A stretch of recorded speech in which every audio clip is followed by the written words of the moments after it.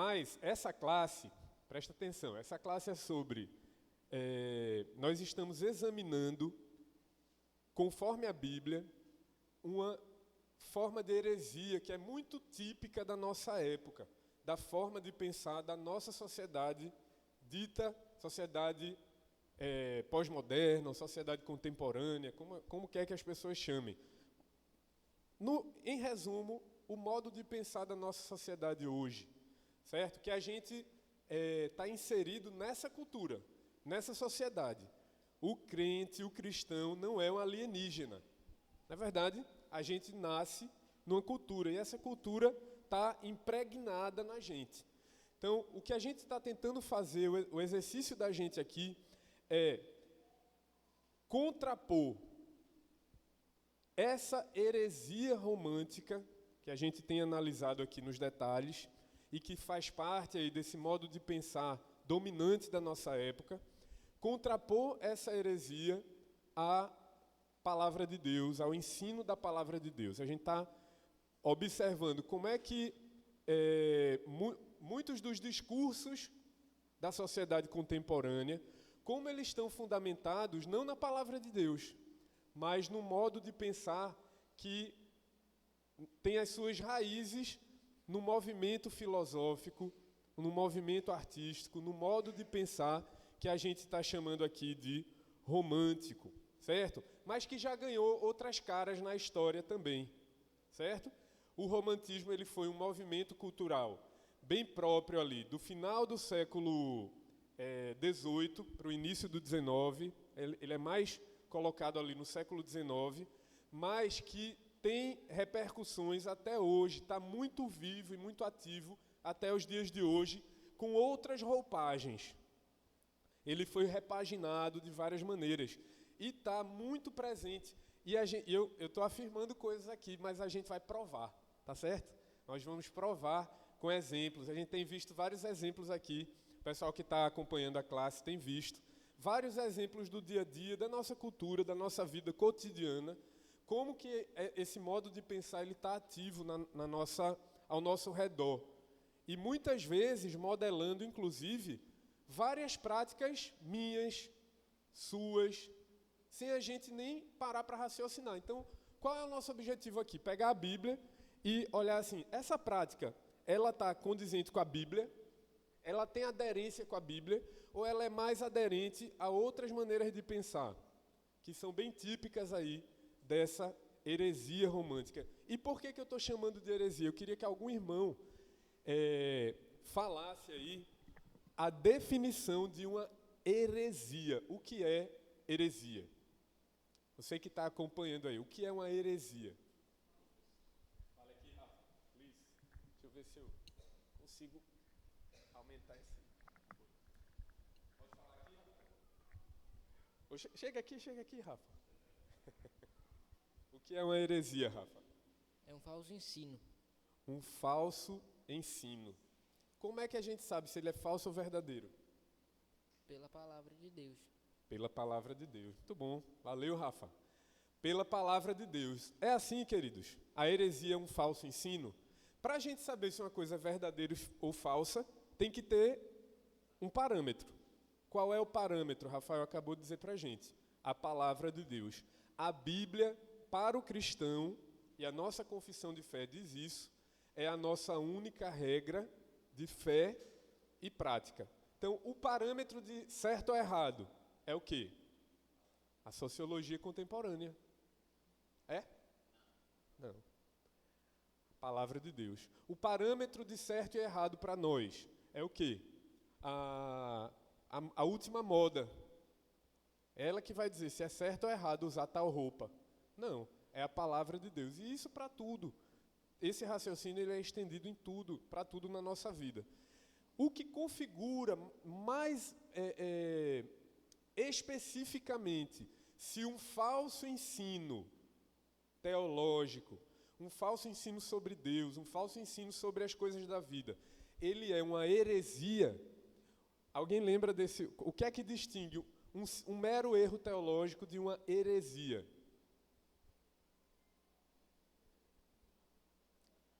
O que é que configura que uma coisa ela passa a ser não apenas um simples erro teológico, mas o que é uma heresia? Hã? Quando ela contradiz o que já está escrito. Quando contradiz o que está escrito na Bíblia, o que mais? Isso. Isso aí. A heresia, ela ataca, ela é contrária a verdades essenciais do Evangelho. Não são erros simples, erros quaisquer, sobre questões periféricas, que ainda assim são importantes na nossa vida e na nossa caminhada cristã. Mesmo as questões mínimas, periféricas, que a palavra de Deus ensina para nós, mas que não são essenciais para a salvação do ser humano, ainda assim essas questões são importantes. Mas a heresia, ela tem uma peculiaridade. Ela é contrária a aspectos essenciais da fé cristã. Que sem esses aspectos, se a pessoa acreditar diferente, a pessoa vai para o inferno. Por exemplo, a gente deu alguns exemplos aqui ao longo da história da igreja. Quando uma liderança ou um mestre dito cristão, ele afirma que a salvação não é pela graça, ela é pelas obras. Isso é ou não é uma questão essencial da fé cristã? Total. Se a pessoa acredita que pode ser salva por obras, logo não é por Cristo. Logo, essa pessoa não conhece Cristo, não conheceu o Evangelho de Cristo. Então a pessoa nem é crente. Se alguém começa a ensinar uma doutrina como essa doutrina a gente pode dizer é uma heresia. E os pensamentos dessa visão de mundo romântica, eles se enquadram como heresia por vários motivos. A gente tem visto aqui. Na aula passada, a gente falou que o que o romantismo fala e ensina sobre o que é o ser humano é totalmente antagônico ao ensino bíblico sobre o que é o ser humano. É antagônico à antropologia bíblica. Vocês lembram disso? Por quê? Em que o romantismo é contrário, é oposto ao ensino bíblico? Porque o pensamento romântico, ele parte de um pressuposto. Qual é o pressuposto? O homem é bom por natureza. O ser humano nasce bom. E o que é que corrompe o ser humano? O meio. Mais especificamente, o que é que corrompe o ser humano? O processo de modernização, o processo civilizatório. Quanto mais uma sociedade ela vai ficando civilizada, modernizada, complexa, o ser humano vai se tornando pior, vai se tornando corrompido. E aí a gente viu ideias do tipo que foram ensinadas por Jean-Jacques Rousseau, pensador francês, filósofo francês. Rousseau dizia assim: o selvagem, o indígena, lá na tribo, intocada, lá no meio da floresta, se ninguém alterar, se ninguém mexer, se ele permanecer lá naquele estado primitivo, ele é bom, o coração dele é puro. Aí vem cá, vamos contrapor com a Bíblia. É isso que a Bíblia diz sobre o indígena?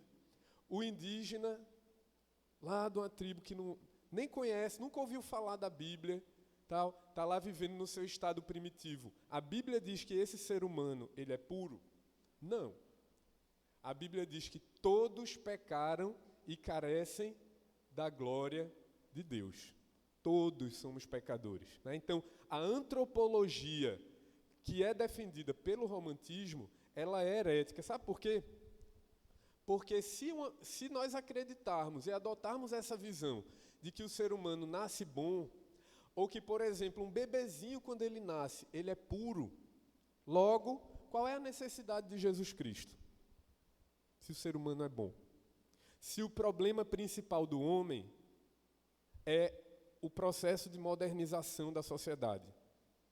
Se o problema principal do homem é qual, gente? Pecado.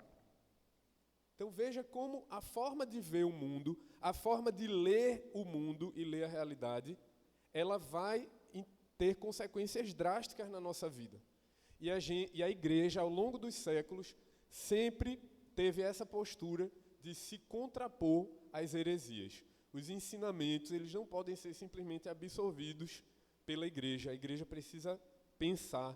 John Stott dizia, crer é também pensar. A igreja precisa pensar e precisa reagir, responder com as escrituras aos problemas do contemporâneo.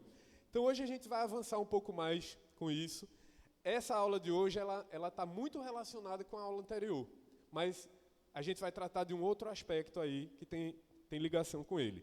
Vamos lá. Quero começar com essa pergunta aí. Onde é que você está mais perto de Deus? No campo ou na cidade?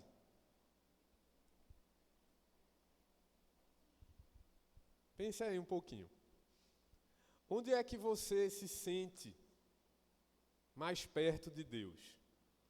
No meio da cidade? No trânsito? No seu apartamento? Né? Ou na frente do mar, no pôr do sol? Ou lá na mata, aquele cheiro de mata, pé na grama? Onde é que você está mais perto de Deus?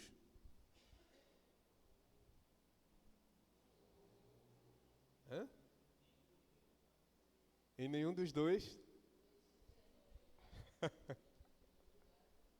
O que, Rafa? Se você adora a Deus igualmente nos dois lugares, não importa se é no campo ou na cidade. Amém, igreja? É isso mesmo? Amém. A doutrina cristã, a palavra de Deus é simples, né, gente?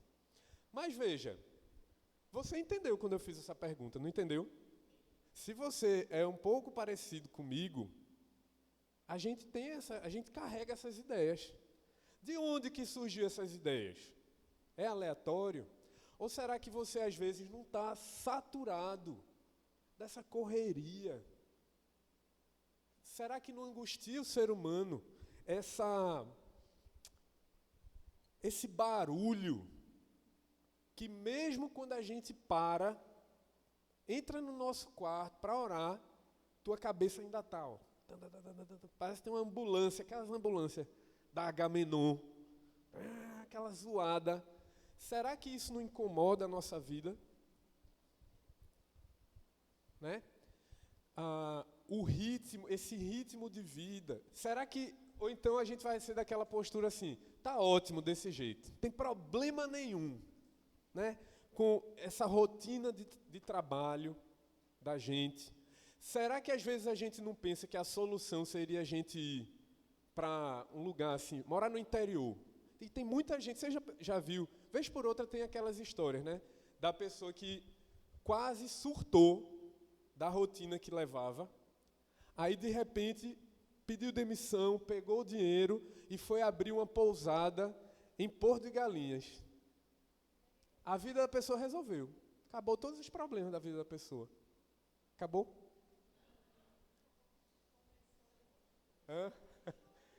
Começa outros, né? Falso estado de paz, né? Então, essas ideias, elas estão presentes na gente. Estão presentes na sociedade que a gente vive. E elas têm também as suas origens nesse mesmo raciocínio.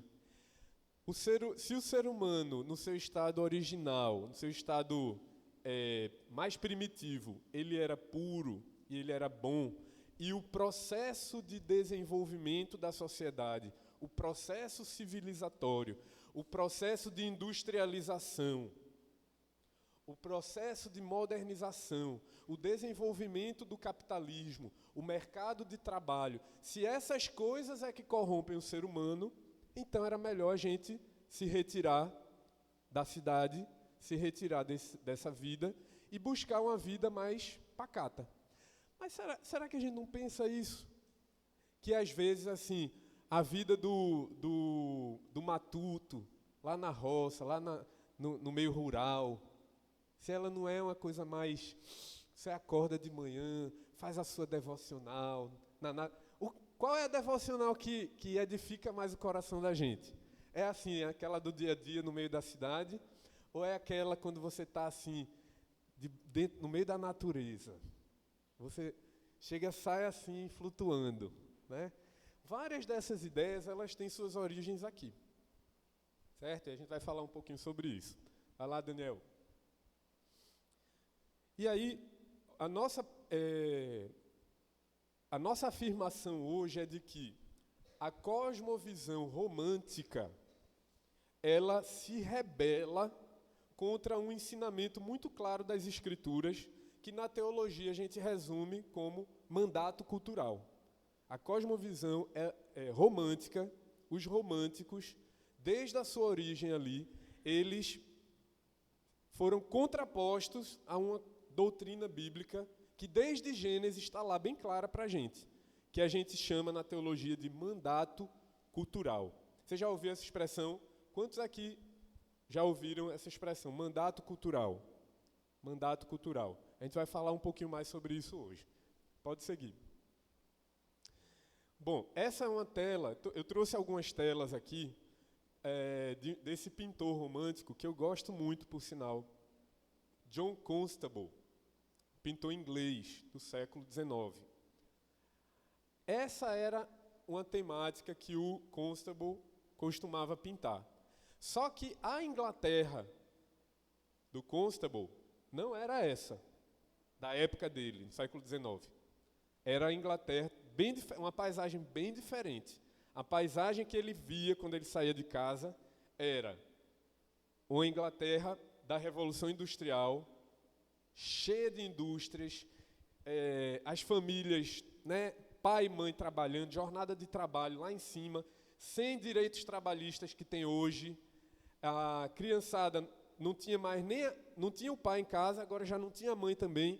Muitas vezes ia para a escola ou tinha que trabalhar, tinha muito trabalho infantil também, muita poluição, urbanização trazendo seus problemas, esgoto a céu aberto, problemas sanitários, epidemias, prostituição, roubo, violência e todas as problemáticas que o desenvolvimento foi trazendo também, que a gente diz assim, que são os efeitos colaterais do processo de modernização.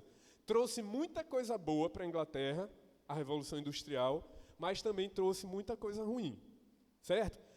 O John Constable, ele está vendo isso, e aí ele começa a pintar uma outra coisa, porque o coração dele era esse coração romântico, que tem muito de uma coisa que todo mundo aqui tem. Todos nós temos uma saudade de uma coisa feito isso aí. Não é não? Uma saudade de uma vida que era para parecer com isso, mas quando a gente olha, parece com outra coisa, né? Eu e você, a gente tem uma saudade de um paraíso que se perdeu. E essa é uma função das artes. As artes, quem fala isso é o Abraham Kuyper. Qual deveria ser o papel do artista? A arte, ela traz a beleza para o nosso dia a dia, que é feio, né? Muita coisa na nossa vida é feia. A gente liga o noticiário, a gente vê notícia ruim, coisa ruim. A gente olha no trânsito, né? A moto, acidente de moto, assim, ó, pipocando. A gente vê um monte de coisa feia nos hospitais, tudo mais. A gente vê coisa feia. A arte é aquela coisa que Deus colocou na nossa vida que dá um respiro assim de beleza. Essa beleza, ela mexe com a gente porque ela aponta para um início onde não existia essa coisa do pecado, onde não existia a maldição do pecado. Então a arte, ela traz luz, ela traz beleza, ela traz esperança para o ser humano, porque ela lembra para a gente uma coisa que a gente perdeu, um paraíso perdido. E ao mesmo tempo, Abraham Kuyper diz que a arte também aponta para um paraíso vindouro que Jesus vai trazer. Então a arte, ela tanto leva a gente para como deveria ser no início, mas ela antecipa também como a vida deveria ser e como ela vai ser quando Jesus voltar. Isso é muito bonito, né? Para quem trabalha com arte, isso é um grande norte de qual deve ser o trabalho de um artista. E o John Constable, ele atua nesse campo aí. E ele pinta, sobretudo, paisagens de uma Inglaterra rural pré-moderna, de um período pré-moderno, certo? Então, essa é uma paisagem que ele pinta. Pode seguir. Uma outra tela aí do John Constable, uma praia, né? Veja, volta lá, Daniel, por favor. Essa quietude, essa paz faz bem para a gente contemplar, né? Transporta a gente para uma outra coisa. Lembra que a vida não é só essa correria, não é só essa ditadura do urgente. Tem outros aspectos também. Onde é que foi parar a contemplação na nossa vida? Então, esse trabalho do John Constable e dos românticos também, na poesia, na música, eles querem chamar a atenção para esses outros aspectos da vida. Mas, nas entrelinhas, eles estão afirmando algumas outras coisas também, certo? Pode seguir. Uma outra paisagem aí desse ambiente rural, essa daí é bem conhecida, essa carrocinha aí, bem conhecida essa tela dele, pode seguir. Mas essa outra tela de um outro pintor romântico, o Gaspar Friedrich, que era um alemão, o Constable era inglês, esse aqui é alemão. Eu mostrei essa tela, acho que na primeira aula. Veja, ele está fazendo a mesma coisa, só que sempre o Friedrich, ele pinta.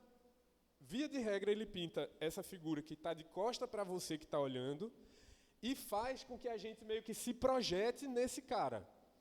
De repente, a gente se coloca no lugar dele, a gente está olhando para essa paisagem que é muito bonita, que é meio misteriosa e que é ao mesmo tempo uma beira de um abismo.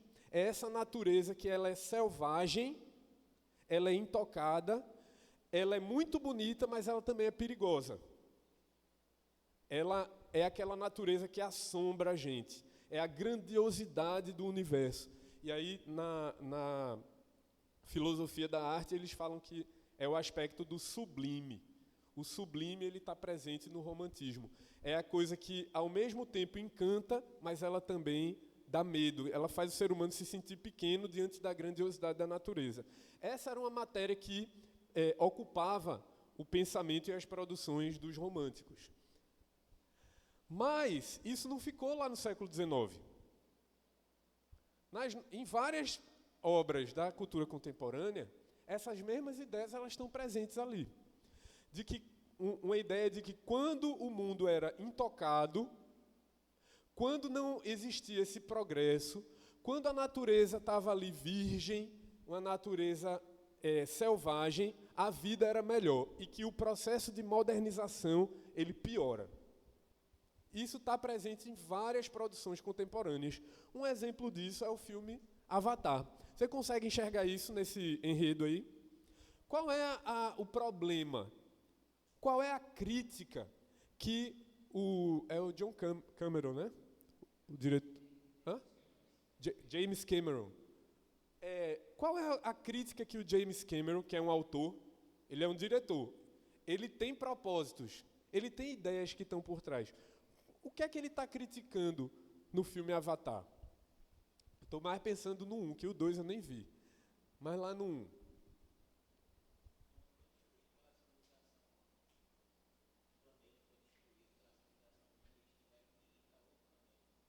Deu para ouvir aí? Fala mais alto.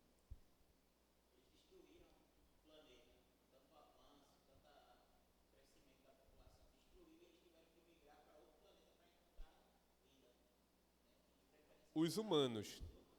E o que é que acontece com o polvinho azul lá?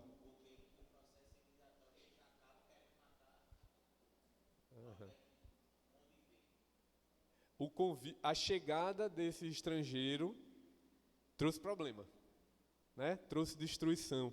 Não é verdade? Algo mais aí? Alguma coisa mais que você observa?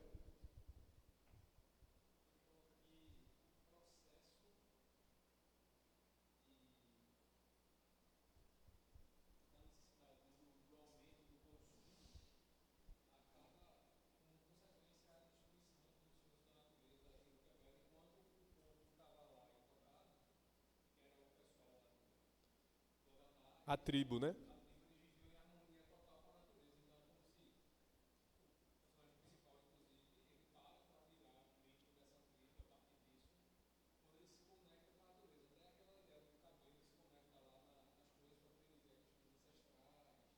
Sim.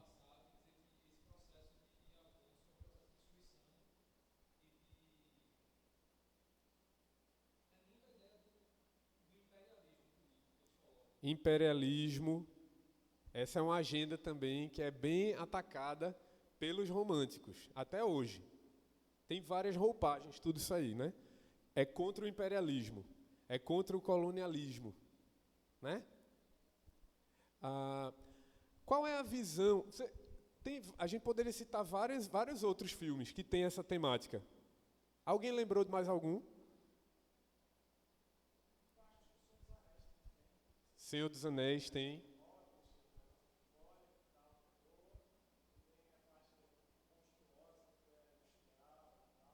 Sim, sim.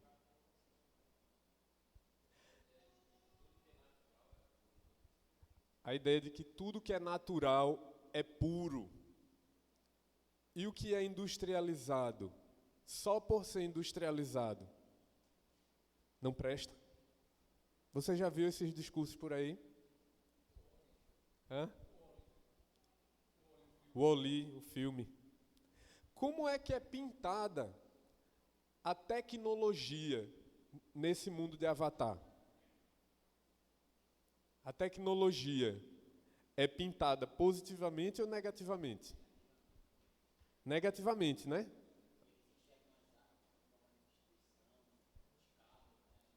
Mas não é verdade isso, não, Gustavo? O desenvolvimento tecnológico não criou armas, a indústria bélica. A arma sozinha não mata ninguém. A arma é uma coisa ruim?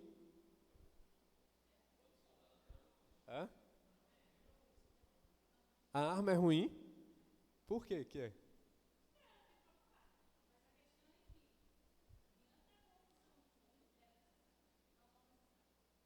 A arma é feita para matar. A arma não é feita para salvar vidas, não? Nem sempre. Né? Mas essas ideias de que quando a tecnologia, onde a tecnologia chega, né? Quer falar, Guga? Não precisa. Essa questão é tão ilógica, digamos assim, se você for parar para pensar. Porque se o homem é bom e nasceu bom, nada seria corrompido, porque a maldade não estaria no coração do homem. Tudo que foi feito assim, né? Fora a natureza, tudo que foi criado ou transformado da natureza foi feito pela mão humana. Sim, Então, se ele é bom, tudo seria no intuito de ser bom. E o que foi que corrompeu? O que foi que trouxe a maldade? Se não o próprio coração humano. sim. Então, é como a irmã tem essa visão de que a arma ela foi feita para matar. Mas se o coração do ser humano é bom, ela não foi feita para matar, ela foi feita para defender. E alguma coisa que é mal vem atacar você. Aham. Aí, como o coração humano é mau, ele pegou e distanciou aquilo. Vou pegar e vou usar para matar também. Não para me defender. Então, tem essa questão. Então, se é uma questão tão ilógica você olhar para esse negócio e você vê que realmente é um pensamento, é uma coisa, uma ação até satânica, digamos assim, de transformar tanto a mente do ser humano a ponto de ele não reconhecer que a maldade está nele mesmo, mas ele inventar uma coisa totalmente fantasiosa que não tem lógica nenhuma. Porque se é bom, não tem mal. Se não tem mal, não tem que corrompa. Então, tudo Sim. teria, até a evolução seria tudo bom. Aham. Ah, pois é, vamos ver outras facetas, né? Outras manifestações dessa mesma linha de raciocínio. O movimento hippie, a contracultura dos anos 60. Qual é a grande bandeira da contracultura lá dos anos de 1960? Paz e amor, né? Essa vida, esse retorno à natureza. Qual era a crítica dos hippies? Veja, nem sempre na história humana o protesto é um protesto armado. Muitas vezes o protesto pode ser um protesto pacífico, pode ser um protesto feliz, pode ser um protesto de alguém que, pelo seu modo de vida, esse modo de vida ele está sendo como um discurso. O meu modo de vida está afirmando como a vida deveria ser. Esse era muito a pegada dos hippies nos anos 60.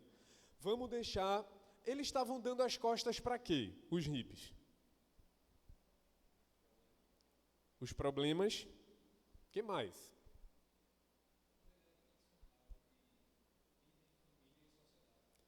Vida em família, vida em sociedade. Construir um patrimônio. Você vê isso, tem essa imagem lá da galera hippie dos anos 60. O pai era um empresário. Aí o filho dele não queria viver essa vida capitalista, burocrática e tal. Então o que ele fazia? Largava tudo e ia viver na estrada, tocando seu violão, né? Vivendo uma vida mais lenta, mais tranquila, no meio da natureza, num contato maior com a natureza. Então, é a mesma ideia que o John Constable, seminalmente ali, ele já estava defendendo, mas que vai, nos anos 60, tem um revival disso, bem poderoso, e que até hoje repercute e tem crescido, na verdade. Porque nos anos 60 ainda era contra a cultura. Mas hoje está virando quase que a cultura dominante. Essa ideia de que esse é um ideal que a gente deve buscar. E que a vida no meio da cidade, que a tecnologia, que o mundo do trabalho, que o sistema capitalista é o grande vilão e o grande problema da humanidade é o capitalismo. Né? Oi. Guerra do Vietnã.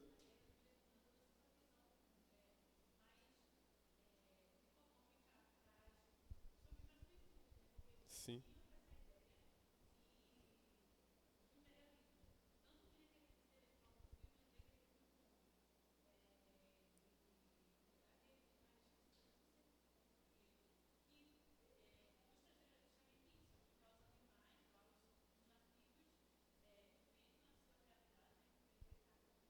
Sim.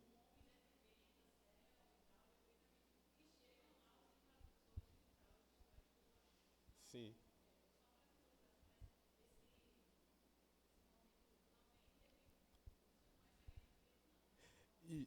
E, e tinha, Nanda, foi joia você ter tocado, porque esse imperialismo norte-americano que os hippies eram contra, né? Eles eram contra a guerra.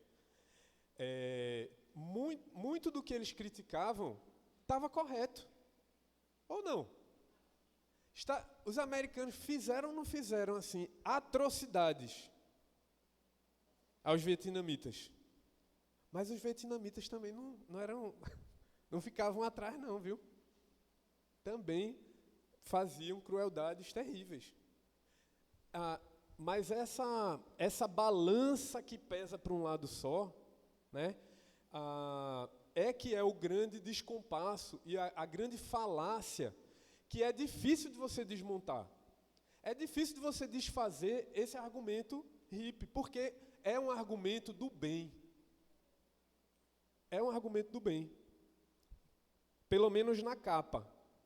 Mas que se está fundamentado num solo, numa raiz que não é bíblica, essa planta, por mais do bem que seja, por mais bonitinha que seja, é uma planta que é uma planta, como é que chama? Aquele mato, uma erva daninha. O fruto não vai poder ser bom, porque a raiz não é boa. Não é verdade? Sim, sim, sim. Diga, Jean.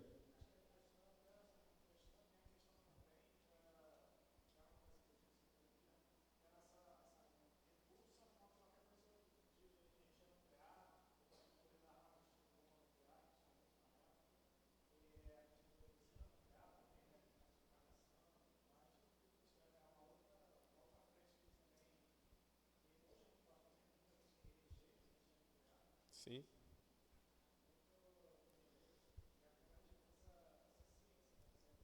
E essa coisa de ser contrário ao imperialismo ou ao colonialismo, ele tem também uma questão que é assim, que aí já se transforma, se transmuta no multiculturalismo, que é assim, Estados Unidos não tem direito de ir lá e invadir aquela cultura e mudar aquela cultura ali, porque aquela cultura ela não deveria ser tocada, não deveria ser mexida.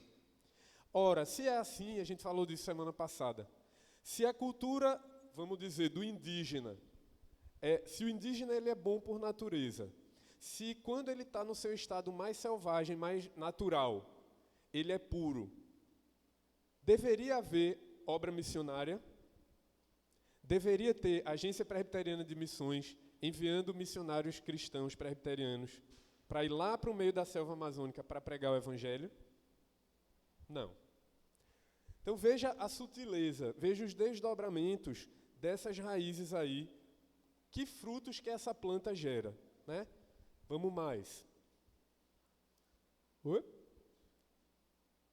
Olha a outra faceta da mesma raiz, certo? Um suco de uva que o nome do suco é do bem. Por que essa marca se autodenomina sucos do bem?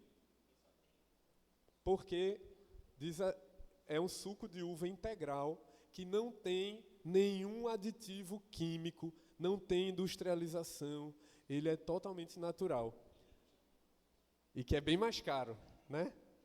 Mas esses discursos na alimentação, eles estão dentro desse mesmo pacote aí, alicerçados na mesma ideia, que a comida que é natural, ela é melhor, mas não só melhor para a saúde. Porque quando você diz que uma coisa é do bem, isso não tem nada a ver com saúde. Do bem é uma categoria moral. Se você diz que este suco é do bem, e o suco... Qual é o outro suco lá? O Del Valle, Capo, Tampico. Vamos pegar o Tampico. O Tampico é do mal. Que suco, então, né? Tang. Ali embaixo ainda tem essa marca. Aí o que é que acontece? As marcas de suco industrializado começaram também, para não perder fatias de mercado, a adotar isso. Olha, mas a gente tem menos açúcares. Ah, mas a gente também adiciona aqui vitaminas, não sei o quê. O orgânico e o que ele é mais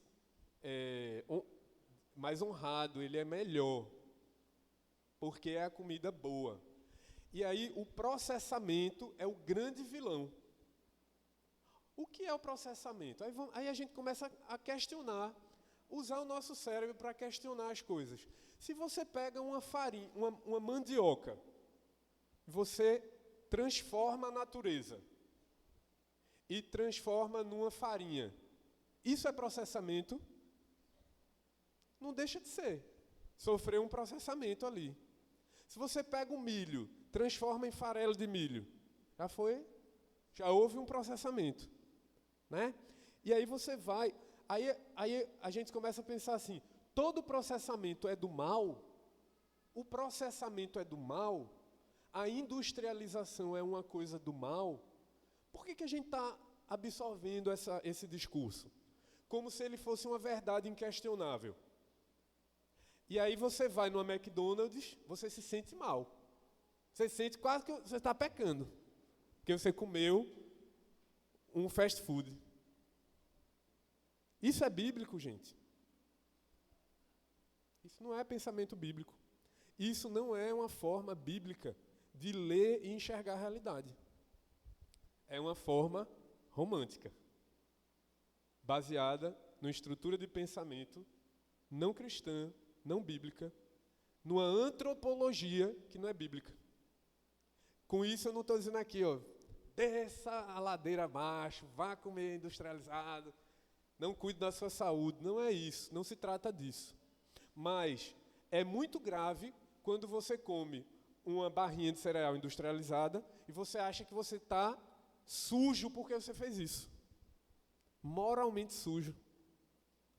E aí, os próprios nomes das marcas, eles vão dando essas conotações que são contemporâneas, mas não tem nada de bíblica, né? Diga, Pedrão.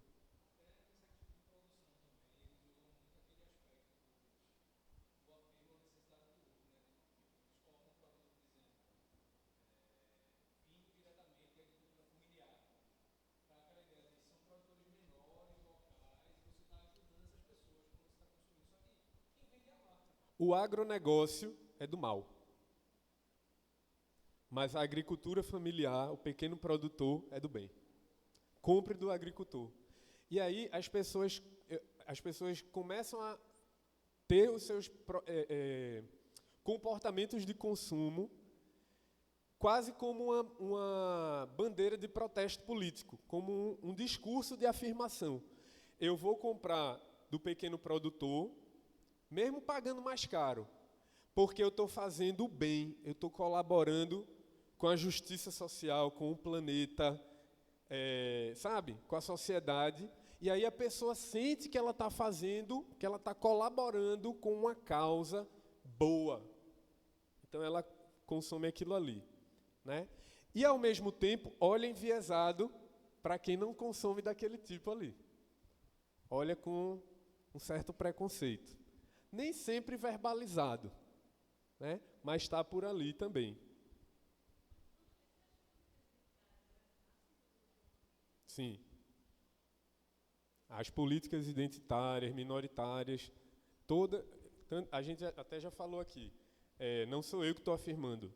O Rousseau, que é considerado um dos um pai do romantismo, ele é também chamado do pai da esquerda, né? Porque esses valores eles estão todos encadeados logicamente ali, né? É interessante, eu trouxe essa garrafinha aí da Campo Largo, porque ali nas letrinhas menores está dizendo assim, sem adição de açúcares e sem conservadores.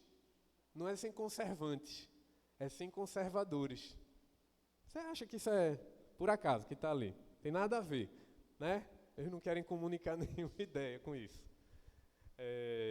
São a semântica que vai sendo colocada ali para poder transmitir certos valores, certas ideias, né? Olha outra ideia aí. Discurso ecológico, discurso ambiental, as pautas ambientais. O óleo e o gás não são verdes. Está lá na bandeira do Greenpeace. Veja, quem é que vai ser contra um carinha que está pegando ali o seu barquinho, o seu bote, para protestar contra a poluição dos oceanos? A poluição dos oceanos é uma coisa boa? O plástico lá na barriga da tartaruga, quem é o crente deve achar isso bom? Não. Então, veja, tem verdades aí. O excesso de industrializados traz problemas para a saúde das pessoas, para o planeta. Por isso que é sutil, gente. Toda heresia, ela é perigosa porque ela é sutil. Ela está misturada com elementos de verdade. Mas você culpabilizar o sistema capitalista, culpabilizar o processo de modernização, culpabilizar o processo de industrialização, como se essa fosse a origem dos problemas humanos e o problema principal do ser humano, não é bíblico. Isso não é bíblico. O problema está aí. E a igreja precisa estar atenta a essas sutilezas. Nós, no nosso dia a dia, muitas vezes a gente se deixa arrastar por várias dessas pautas, sem perceber, sem refletir e contrastar elas com a palavra de Deus. Mas o nosso modo de pensar, ele não pode ter nenhum outro parâmetro que não a simplicidade da nossa única regra de fé e prática, como o Rafa falou aqui, a palavra de Deus. Vamos lá, em frente. O discurso vegano segue essa mesma lógica, né? Essa ideia a produtividade do agronegócio, é o grande vilão, né, que está destruindo as espécies, segue a mesma lógica. Homeopatia é do bem, indústria farmacêutica é do mal. Não é não? Não, tem muito químico aqui nesse negócio. É do mal. É a mesma ideia, só que com outra manifestação da mesma coisa. Não vou explicar muito para a gente não se repetir aqui, que você já pegou a ideia. Olha essa música desse cantor brasileiro, Chico César. Ó donos do agrobusiness, né? Ó reis do agronegócio, ó produtores de alimento com veneno. Vocês que aumentam todo ano sua posse e que poluem cada palmo de terreno, e que possuem cada qual um latifúndio, e que destratam e destroem o ambiente. De cada mente de vocês olhei no fundo e vi o quanto cada um, no fundo, mente. Essa é uma pauta que ele que inclusive entrou para a política também, Chico César. E defende essas pautas e críticas severas ao agronegócio, como se ser um produtor grande, um latifundiário, só por ser isso, você já é uma pessoa má. E mentirosa. Né? Segue aí. Então, inspirados pelas ideias de Rousseau, os românticos viam a modernização como a degeneração da pureza originária. Mas o que é que a Bíblia diz? É aqui que a gente precisa chegar. É a Bíblia que a gente precisa olhar. O Michael Gorin, no livro O Drama das Escrituras, ele diz assim: a criação é descrita como um lar maravilhoso, preparado para a humanidade, um lugar em que ela pode viver, prosperar e desfrutar da presença e companhia íntimas do Criador. A Bíblia fala que a criação de Deus, o mundo criado, é esse paraíso. Deus criou e ele olhou e disse: é bom, tudo isso aqui é bom. Deus criou o mundo perfeito. É um lugar para a gente ter comunhão, para a gente ter esse contato, essa harmonia. Por isso que a gente sente saudade, porque originalmente era para ser assim. Então a gente sente essa falta, como os românticos também estão alertando e chamando a atenção para isso. Pode passar, Daniel. Né? Veja, a natureza, quando a gente olha para ela, ela deve sim causar esse deslumbramento. Ela deve inspirar no nosso coração a adoração a Deus. A gente deve resgatar sim a solitude, a contemplação, porque os atributos invisíveis de Deus, eles se fazem manifestos na natureza. Quando a gente olha a criação do Senhor, isso deve inspirar a gente a adorar mais o Senhor. Então, tudo isso é bom e é correto, e é verdadeiro e é bíblico. Certo? Segue aí, Daniel. Mas, abra comigo sua Bíblia em Gênesis capítulo 1. Gênesis 1, versículos 26 e 27.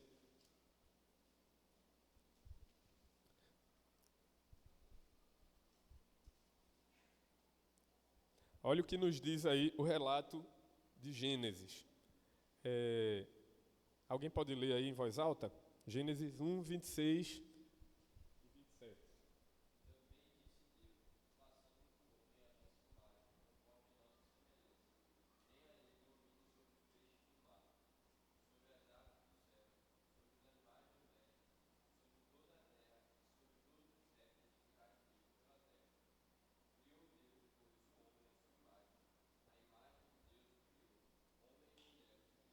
Homem e mulher os criou. Deus criou o ser humano à sua imagem e semelhança. Esse ser humano foi corrompido pelo pecado, mas a imagem de Deus não foi retirada do homem.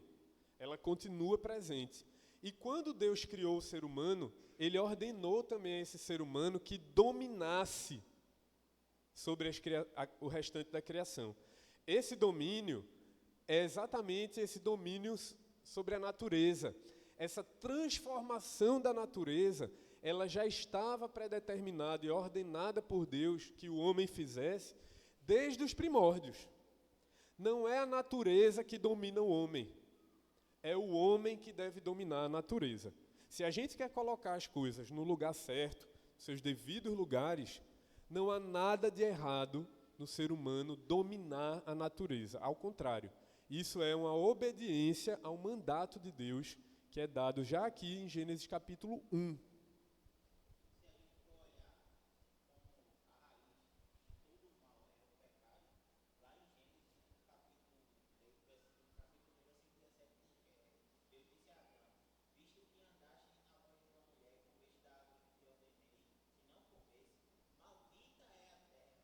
Sim.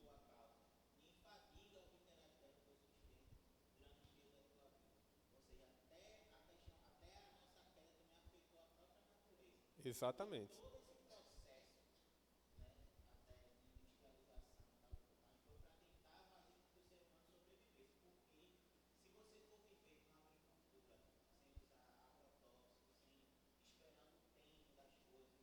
As estações. Não é viável. Sim. O trabalho não é o vilão. A jornada de trabalho, o sistema produtivo não é o problema, não é o vilão. O vilão somos nós. Nós ouvimos aqui hoje na pregação, né? Quando Pedro traz o ser humano, é para dizer que nós somos os vilões. O problema está no coração humano, não está no fato de trabalhar. Então, a proposta do movimento hippie, por exemplo, de você abandonar as convenções sociais, abandonar o trabalho, largar a empresa do seu pai para você viver agora, vivendo de sol, viver de música, da paz e do amor, amor livre. Todo esse discurso aí, ele tem uma cara bonita, mas não é bíblico. Trabalhar é algo de valor, é algo ordenado por Deus. Antes da queda já havia o trabalho. O trabalho não é a maldição, não é consequência da queda. Só que após a queda, o trabalho ele vem com a maldição trazida pelo pecado. Então, o trabalho agora é com o suor do rosto. Mas o trabalho em si, a categoria trabalho, não é pecado. É ordem de Deus. Originalmente foi dado por Deus. Não é isso? Atos 3, 19 a 21. Abra aí rapidamente. Atos 3, do 19 ao 21.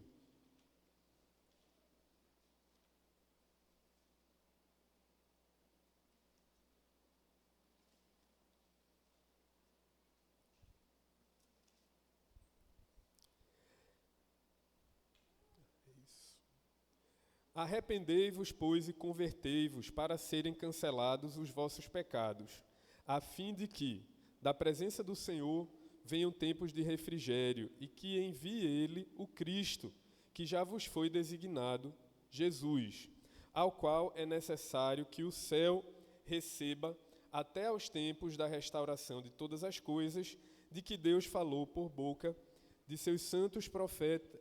Gente, eu acho que essa é a referência errada. Aliás, não, é isso mesmo. Ao qual é necessário que o céu receba até aos tempos da restauração de todas as coisas, de que Deus falou por boca dos seus santos profetas desde a antiguidade. Veja, o Anthony Hockman, ele diz o seguinte: essa restauração de todas as coisas indica que a volta de Cristo será seguida pela restauração de toda a criação de Deus à sua perfeição original. Então, aquela perfeição original lá do Éden, quando Cristo voltar, ele vai restaurar todas as coisas. Lucas, nesse discurso aqui, Pedro, ele está falando sobre essa restauração que vai ser trazida quando Cristo voltar. Então, essa conexão de como era originalmente e quando Jesus voltar, o modo de vida e a realidade que ele vai instaurar na sua volta não é nada mais do que o retorno àquilo como o mundo sempre deveria ter sido. E a gente tem saudade porque nós fomos criados para ser assim.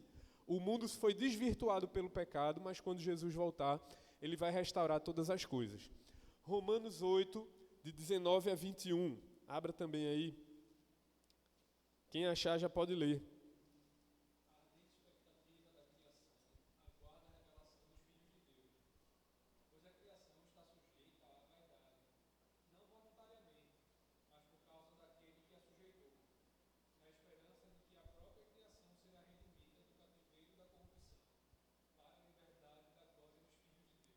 A própria criação, até os animais, até as plantas, a criação, ela aguarda. Lê de novo esse pedaço aí, Pedrão. Isso. Ela geme e suporta angústias até agora. A própria natureza que foi prejudicada pelo pecado, ela aguarda toda a criação, todo o cosmos, todo o universo. Quando Jesus voltar, ele não vai redimir apenas, ele não vai glorificar apenas você, ele não vai restaurar apenas os crentes, mas todo esse universo, toda a natureza vai ser redimida pelo Senhor Jesus na sua volta. Apocalipse 21, de 1 a 4. Finalzinho aí da revelação bíblica. Apocalipse 21, de 1 a 4. Vi novo céu e nova terra, pois o primeiro céu e a primeira terra passaram, e o mar já não existe. Vi também a cidade santa, a nova Jerusalém, que descia do céu da parte de Deus, ataviada como noiva, adornada para seu esposo. Então ouvi grande voz vinda do trono, dizendo: Eis o tabernáculo de Deus com os homens. Deus habitará com eles, eles serão povos de Deus, e Deus mesmo estará com eles. E lhes enxugará dos olhos toda lágrima, e a morte já não existirá. Já não haverá luto, nem pranto, nem dor, porque as primeiras coisas passaram. Os novos céus e nova terra não vai ser um mundo diferente, não. Vai ser esse mundo aqui, esse planeta aqui, restaurado. E nesse planeta, perceba bem, que... pode passar a próxima tela aí, Daniel. Esse planeta que começa num jardim, a imagem que termina é de uma cidade. Não era a intenção de Deus nunca que o mundo e a humanidade permanecesse eternamente rural, eternamente natureza intocada, num jardim, todo mundo lá. Se não tivesse havido a queda, Adão e Eva e a posteridade deles, eles iam desenvolver, eles iam construir, eles iam avançar, tecnologia ia ser criada sem a presença do pecado. Você imagina onde o ser humano ia chegar para a glória de Deus, em harmonia com a natureza, desenvolvendo tecnologia, sendo produtivo, extremamente produtivo, para a glória de Deus, com a bênção de Deus. Trabalhando ali, profusamente para a glória de Deus. Imagina a beleza desse mundo que a gente vai experimentar. Você consegue imaginar? É muito difícil da gente imaginar isso, mas a gente vai experimentar isso quando Jesus voltar. E aí o Michael Gorin, ele diz: cultura é a designação que usamos para atividades organizadas na sociedade, como compor música, construir casas ou fundar estruturas econômicas ou políticas. A tarefa humana ali ordenada, em Gênesis, de exercer mordomia real sobre a boa criação de Deus, inclui, olha o que é que ela inclui: explorar e desenvolver o que pode ser realizado na arquitetura, na agricultura, na arte e na vida familiar. Deus sempre teve a intenção de que estivéssemos envolvidos nesse tipo de trabalho. Pode seguir. Deus ordena que o homem seja fecundo e tenha domínio. Esse é geralmente chamado de mandato cultural. O que é o mandato cultural, então, definindo esse termo teológico? A ordem de governar a terra para Deus e de desenvolver uma cultura que glorifique a Deus. Vai, Daniel. Enquanto os ecologistas, com frequência, retratam o futuro da Terra em termos sombrios, é encorajador saber que um dia Deus preparará uma nova terra gloriosa, na qual os problemas ecológicos que agora nos assolam não mais existirão. Esses problemas ecológicos, a gente não precisa dizer que eles são bons, e não são. Eles fazem parte dessa maldição que vem junto com o pecado. Mas um dia é encorajador a gente saber que quando Jesus restaurar todas as coisas, essas coisas não existirão mais. Na visão de mundo romântica, a civilização é tida como o oposto da natureza, pois o progresso do mundo material e a cultura afastam o homem de si mesmo, do seu estado de natureza. Mas em Gênesis 1:28 não é dito isso. Frutificai e multiplicai-vos, e enchei a terra e sujeitai-a, e dominai sobre os peixes do mar, sobre as aves dos céus e sobre todo animal que se move sobre a terra. Vai lá. Esse autor aí, eu vou resumir que a citação é grande por causa da hora também. Esse autor ele diz assim: quais são as ordens de Deus para a humanidade? Fazer cadeiras. Isso é para a glória de Deus. Fazer uma cadeira. Tem alguém aqui que é designer de objetos? Mas tem gente que é da arquitetura, né? Que se ocupa com isso. Olha como isso é encorajador para a tua vida, Alice. Fazer cadeiras, construir casas, plantar orquídeas, barrar rios, controlar a eletricidade, extrair pigmentos e fibras e pintar Mona Lisas, transformar o silício nas praias em microchips, transformar raízes em batatas fritas. A industrialização e a crise do meio ambiente que acompanha nos tem dado uma imagem negativa do domínio, divorciada do nosso chamado dado por Deus. Domínio significa mais do que esvaziar minas e causar poluição. Domínio não significa abuso e pilhagem. Significa que o mundo de Deus está incompleto sem a humanidade em seu devido lugar. Então, guarde essa imagem na memória e na próxima aula a gente vai dar continuidade. Em Gênesis começa com um jardim, mas em Apocalipse a gente tem essa visão da nova terra, né, de uma cidade que é a nova terra. A gente não está mais perto de Deus quando a gente está lá na natureza somente. A cidade precisa ser esse lugar onde a gente experimenta Deus, onde a gente vive Deus, onde a gente proclama Deus, onde a gente constrói e é produtivo para a glória de Deus. Amém? Vamos orar. Jean, você pode orar para a gente?